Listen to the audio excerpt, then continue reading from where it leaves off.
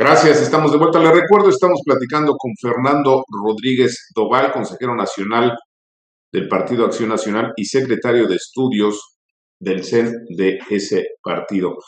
Fernando, bueno, pues en otro tema, pues en la Ciudad de México hay sorpresa, hay enojo, hay preocupación por esto que se conoce como la militarización del metro, una decisión que ha sido cuestionada prácticamente por todos los expertos, los especialistas, y dicen que el problema no es de militares, sino de mantenimiento. ¿Cuál es el punto de vista del Partido Acción Nacional sobre esto que pues tiene a la gente, por cierto, muy molesta?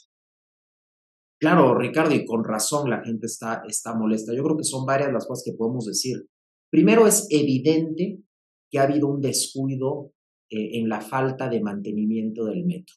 Los datos no mienten, son muy claros. Los datos lo que nos muestran es que año con año, desde el año 2018, se han ejercido menos recursos para mantenimiento del metro. Y no es casualidad, por lo tanto, que el metro esté fallando.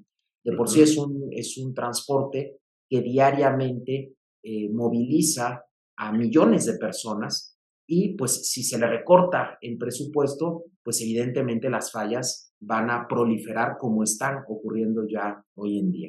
Entonces, ante esta ineptitud, ante este desdén del gobierno de la Ciudad de México, que de suyo ya es condenable porque ya ha costado vidas, por desgracia, las que ocurrieron en mayo del año 2021, la que ocurrió hace algunos días.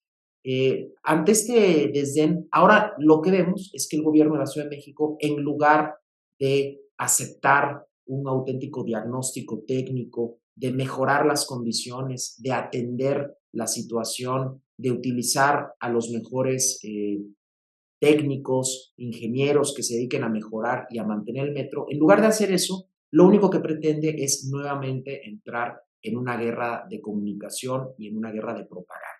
Y por eso es que han enviado a la Guardia Nacional al metro simplemente para tratar de cambiar la narrativa y ahora inventar que se trata de sabotajes. Y pues esto es muy delicado. Primero porque están desatendiendo lo que deberían de atender, pero segundo porque están enviando a personas de la Guardia Nacional, a elementos de la Guardia Nacional que deberían de estar en otros lugares de la ciudad y del país atendiendo verdaderamente a los ciudadanos en contra del crimen organizado para garantizarles la seguridad, los están distrayendo de esa labor simplemente para poder cambiar la narrativa. Y además también, y eso ya se está traduciendo incluso, pues en algunos actos de represión. Veíamos que el otro día fue detenido un joven que simplemente tenía una cartulina donde expresaba su protesta ante lo que está ocurriendo en el metro. Entonces, en efecto, es muy preocupante y no vamos a dejar de señalar, como ya lo están haciendo nuestros diputados locales en la Ciudad de México, esto que está ocurriendo en el metro. Fernando, muchos de los que hoy están en el partido Morena, el propio presidente, la jefa de gobierno, el secretario de gobierno de la Ciudad de México, legisladores, muchos pertenecieron a estos grupos que medraron durante años de los movimientos estudiantiles del 68 y del 71. Eran los que también durante años cuestionaron la llamada militarización, en el caso, por ejemplo, del gobierno de Calderón, en el caso de Peña Nieto. Hoy se quedan callados e incluso aplauden esta militarización. ¿Qué significa? Sí, esto significa una enorme derrota cultural para esa izquierda, ¿no? Esa izquierda que en su momento levantó banderas muy válidas, que se podían compartir o no, pero que finalmente reflejaban un interés por cierta causa, en este caso la de los estudiantes, la de la educación pública, y que en efecto una de sus banderas era que no participara el ejército, las Fuerzas Armadas en tareas de seguridad, mucho menos en tareas de represión de la protesta ciudadana, y hoy vemos que ellos están haciendo exactamente lo mismo. Esta es una enorme derrota cultural. Todos esos que tanto se quejaban de la estrategia de seguridad que en su momento hizo el presidente Calderón, hoy vemos que están recurriendo a cosas peores. Y en algunos casos, en efecto, como bien dices, Ricardo, se quedan callados. Pero en otros, y esto es todavía peor, buscan todavía justificar y defender lo indefendible, lo cual pues es una derrota cultural aún mayor.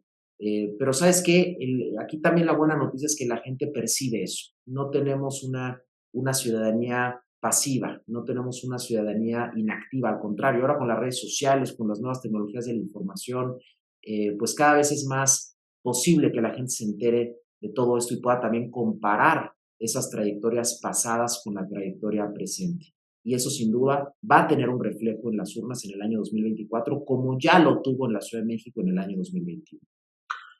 Recientemente el presidente nombra subsecretario de Seguridad a un militar de alto rango al que pues le habían entregado el cargo de jefe de la Guardia Nacional.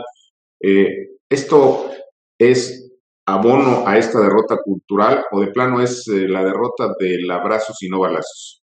Yo creo que son las dos cosas. Por un lado, sin duda, insisto, es una derrota cultural porque todos estos dirigentes de Morena que vienen de esa izquierda universitaria, pacifista, antimilitar, ahora están haciendo exactamente lo mismo que ellos criticaban.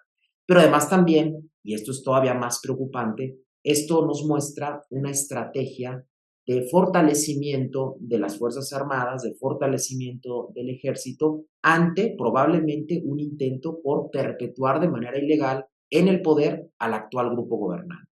Y eso, pues también, sin duda, nos muestra las estrategias reales de este gobierno, cuando además lo unimos a otros hechos que no son hechos aislados. Por ejemplo, este intento por debilitar a la autoridad electoral, por debilitar al Instituto Nacional Electoral y a los órganos electorales de los estados. Sin duda, lo que nos muestra es que el grupo gobernante se quiere perpetuar en el poder, incluso en contra de la voluntad ciudadana expresada en las urnas. Pero aquí nuevamente vemos ya muchas muestras de descontento ciudadano que no van a poder reprimir, y una de ellas, por ejemplo, no la única, pero sin duda multitudinaria, fue esta marcha del 13 de noviembre. Todo eso nos muestra que hay esperanza y que la gente está cada vez más movilizada y que no va a permitir que este grupo se perpetúe de manera ilegal en el poder. Por último, la presencia de 6,000 militares en el metro, además de que, bueno, podría servir quizá de algo, también tiene un mensaje amedrentante. O sea, la gente se asusta con ver tantos militares, la gente se inhibe, la gente ya no saca su teléfono para tomar imágenes. Hay denuncias de que hay personas que están siendo grabadas por los militares. ¿Esto a dónde nos lleva, Fernando? Sí, sí, esto nos lleva a un estado absolutamente autoritario, ¿no? Ujú. Hay básicamente dos vías para la construcción de un estado autoritario. Por un lado es la concentración de poder en el ejecutivo, es decir, ese poder que está disperso en órganos autónomos, en otros poderes, el gobierno o el ejecutivo lo quiere capturar. Y por otro lado, ya la represión hacia los opositores. Lo que hemos visto durante los primeros 3 años de este gobierno fue precisamente este primer proceso, un proceso de concentración de poder y de debilitamiento de los contrapesos y de los frenos institucionales. Pero este segundo proceso, que es la represión a los opositores, ya lo estamos empezando a ver cada vez más. Y justamente ahí también el gobierno pretende utilizar a las Fuerzas Armadas con ese propósito. Entonces, pues nuevamente toca que la ciudadanía se active, que los partidos de oposición denunciemos estas intentonas, porque sin duda esto nos conduce al peor de los escenarios. Se nos terminó el tiempo, Fernando. En otro momento seguimos platicando. Gracias, Ricardo. Gracias. ¿Qué le parece una estupenda conversación? No se vaya, todavía tenemos más.